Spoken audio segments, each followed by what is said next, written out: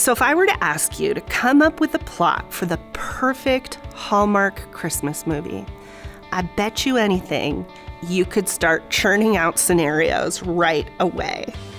And that is the perfect example of the way predictable, recognizable plots, characters, situations play a role in making up a story.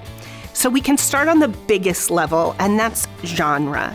There are as many genres as you can think of, but it's a way that the audience, or you communicating with the audience as a writer, kind of immediately tell them what to expect. So the example I like to give is, how do you know in the first few minutes of an action movie that you shouldn't mind that 20 people were just killed? Well, you know because of genre. You know because you have an expectation of the style of what you're going into, and it has certain rules or expectations associated with it. And that can become cliched, but it's also an incredibly important communication tool.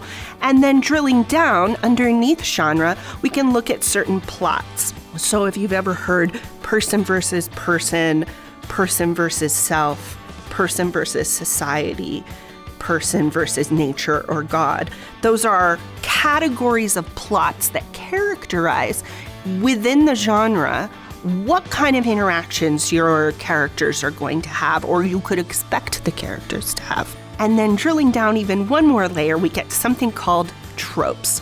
A trope is really just a contained, recognizable situation or action. So you can be quite silly and say there's a trope like walking away in slow motion from an explosion, or running out after someone in the rain to confess your love. And we use these tropes, these smaller units of recognizable structure, to anchor what kind of story we're telling. And certain genres have certain tropes.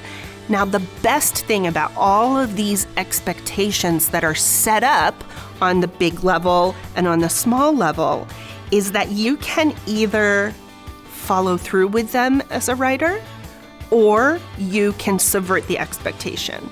Or as a viewer, you can notice either this trope or genre is being sort of faithfully followed through in its original form, or it's being subverted and changed at the last second, which communicates something totally different.